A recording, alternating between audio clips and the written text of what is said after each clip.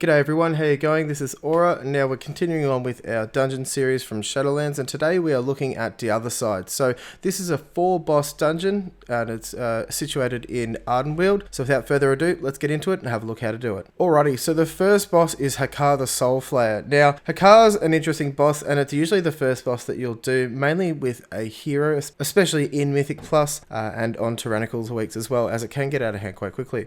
So what we'll have a look at first is the fact that he does have an ability called Son of Kahar. Now, they cast a couple of abilities. So the first one we'll look at is Blood Nova. So this inflicts 500 shadow damage to all enemies and grants the caster 25% increased shadow damage for 9 seconds. And this does stack, so it's important that we do kill these. The second ability is Spilled Essence. So this is basically where the add-on Death will create a pool on the ground for 20 seconds, inflicting a large amount of shadow damage to anyone inside it. Now, this pool gradually does shrink over time. However, it can get a bit out of control if we do have a lot of them in the one spot, so it's important that you kill them as soon as possible, otherwise the whole encounter area does get covered in the pool. Alrighty, and the third and final ability is Zealous. So this is just where the Son of Kahar fixates on a target and basically can't be taunted off. So it's important that we do get them down as well. Otherwise, there's a lot of damage coming out on party members. Alright, so now with Hakar, so an ability you do need to watch out, which is a tank buster, is Piercing Barb. So this is just where he strikes a tank with both barbed arms, dealing about 10,500 physical damage on the first strike, and then a little less, about 9,000 damage shadow on the second strike. So it's just important that not only the tank is using a personal cooldown here, but also that you're using either externals or just waiting to spot heal them, as that is quite a significant amount of damage. And of course, on the weeks where it is tyrannical or mythic keys do get higher, that will hit for a lot harder, of course. Now, another ability to watch out for is Corrupted Blood. This lasts for 12 seconds and it deals ticking damage every 3 seconds of that. However, what is important, if anyone stands within 7 yards of the infected player, they will also have the debuff spread to them as well. So in this small encounter zone where the pools are starting to take up a lot of area, trying to deal with the adds, this can become quite troublesome if a lot of the party members are stacking on top of each other and then getting the dots spread onto them as well. And finally, we will discuss the Blood Barrier and Blood Barrage. So Blood Barrier comes up throughout the fight, and basically what it will do is inflict 3,500 shadow damage to all enemies, but it also forms a protective barrier around Hakar. Now, this can be damaged and broken as it is an absorb shield. However, whilst he is in this shield, he is immune to being interrupted,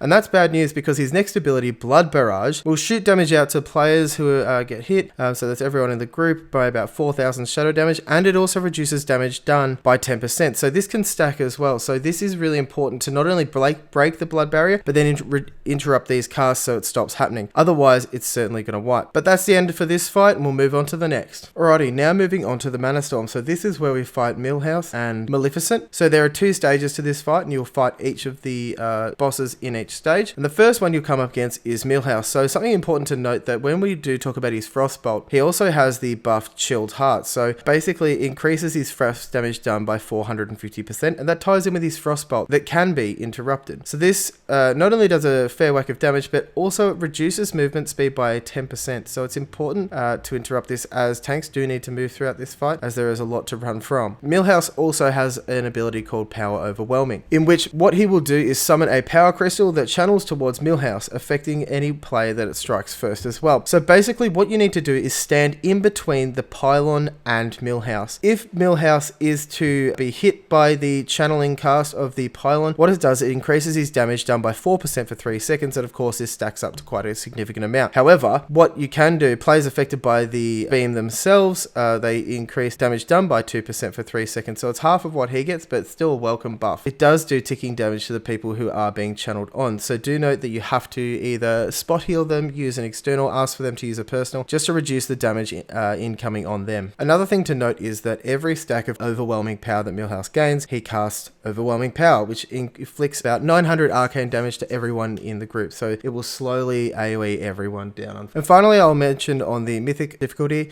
there is Diabolical Doom. So essentially, I think this is just a sort of enraged check. So if he ever casts this anytime I've been in a group with it, it's just been because they've had poor DPS essentially. essentially. And what happens is he inflicts 3,000 shadow damage to all enemies every 1 second for 15 seconds. So basically you just need to ensure that you kill him before this happens. Otherwise, you'll die. Alrighty, so once you get Millhouse down to I think it's about either 20 or 15%, what will happen is that he retreats and then Maleficent will come out. So the first thing to note is her Buzzsaw ability, and this is on the tank, rooting them for a second and then does damage, but then also implies a bleed debuff to them as well. So this is something you need to keep aware of, and the tank will be dropping. Another mechanic that you'll have to deal with is the experimental squirrel bomb. So this is a bomb that she sets out that will run around the encounter zone, and you have to chase it and try and disarm it, because if you don't, it will do about 10,000 damage to all players. So another thing to look out for is the mechanical bomb squirrel. Several mechanical bomb squirrels are released from that bomb you just disarmed, and then they'll basically run around, and then once they die or they explode for 2,200 damage. So now something to note that she also does have a ability called Aerial Rocket Chicken Barrage, of course, or ARCB. Now this is essentially where roosters will come from above, and they deal about 1,000 damage when they touch down to all players. So this is where you want to be using your big healing cooldowns, as there's a lot of party damage coming through that you have to take care of. So this is where you need to be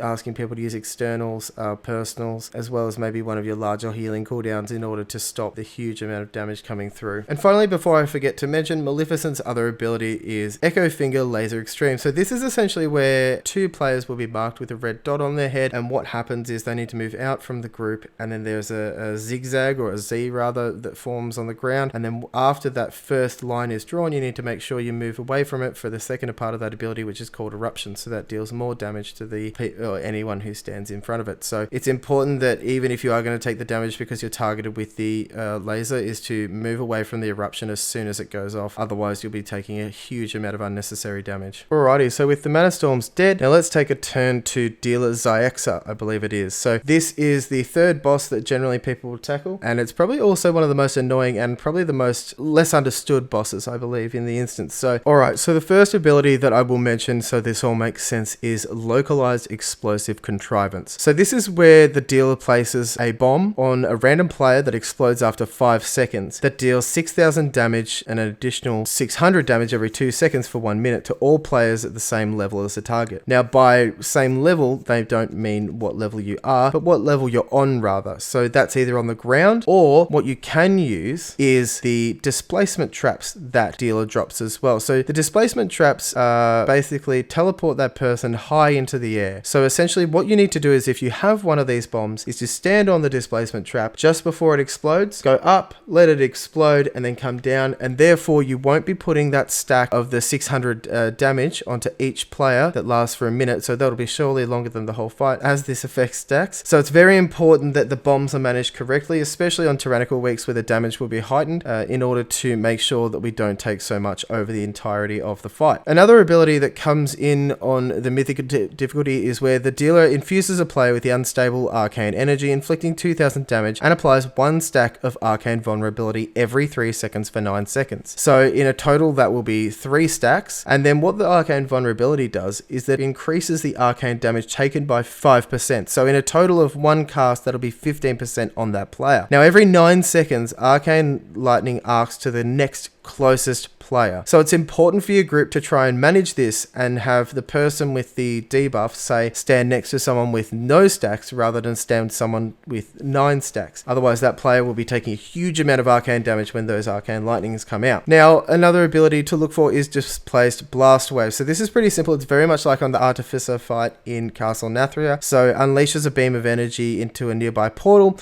and that inflicts 7,000 arcane damage to all players caught in its path. Now this does stack with the arcane vulnerability, and this is where you can get certain situations where anyone who does have a high amount of stacks and then get hit by the blast wave, they'll take a huge amount of damage. Now with all of the wings cleared, what we're moving on to now is helping Somebody take on Muzala. So he is the god of death. Now interesting that he only makes it into the end of a dungeon. However, you know, I'm not going to criticize him for that. So the first mechanic that we should probably talk about is the fact that Master of Death. So this is what happens when anyone is hit by any of Muzala's Muzala's abilities. And essentially what it does is inflicts 10,000 shadow damage, but it also affects an additional 2,000 damage every 3 seconds for 15 seconds. So that's 5 seconds. So essentially it's almost 20,000 damage taken up. So it's very important for you and your group members to not get hit by the abilities that he casts throughout phase 1 while you're fighting him on the platform. So the first ability that we'll talk about is his Tank Buster ability, which is Soul Crusher. So he inflicts 20,500 physical damage, and then this also applies Crush Soul, which inflicts the damage taken from Soul Crusher over 9 seconds once again. So this is a huge tank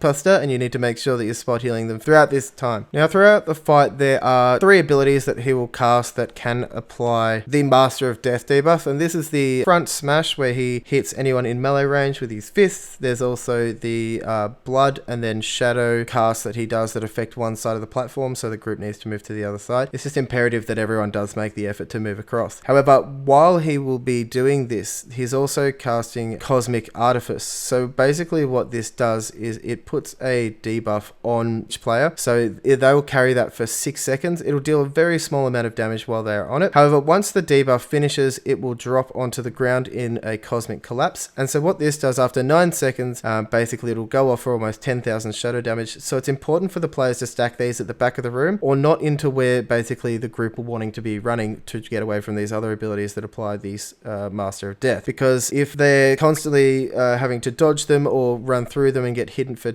about 10,000 damage, you can easily lose a lot of people in your party. Alrighty, so after a while you move into the second stage of the fight, which is called Shattered Reality. So essentially what happens is Muzala splits his soul into 4 separate totems that each person in the group will need to go and take a portal at either end of the platform to be teleported to it. What you do is you just have to kill this Shattered Visage. However, while this is going on, they still do have the Cosmic Artifice dropping on the ground constantly that the players will need to dodge. And as there is no healer generally apart from the tank, all the DPS will need to be super careful here to make sure that they are standing in the right area. Now, after the ad is done and then they click on the totem, basically what will happen is we'll come back into the main portal. Everyone will be teleported there, which will set off Bomb Somebody's Fury. So basically what this does, for every portal clicked, Muzala will be blasted with 20% of his health per totem over 2.5 seconds. So this is a really good way to speed up the fight, and it can certainly go on a long way if people don't go in the right portal. Other than that, that's basically the fight. I think this dungeon's pretty good. It drops some pretty good loot, especially that trinket. It's quite a different dungeon to a lot of the others, kind of has like a sort of more old school feel with the separate wings of each of them feeling so different with all the trash mobs in there as well. But overall, I think it's actually a really fun dungeon. But that last boss can get pretty tricky sometimes. But thank you very much for watching, guys. I really appreciate your time here. My name's Aura again. Come follow me on Twitch, on twitch.tv/AuraParty. I stream there as much as I can, but also like and subscribe to the channel here on YouTube, as I do this as well sometimes, and it's been a good hobby of mine too. So thank you for supporting me on that, and good luck, and I'll see you in the next one.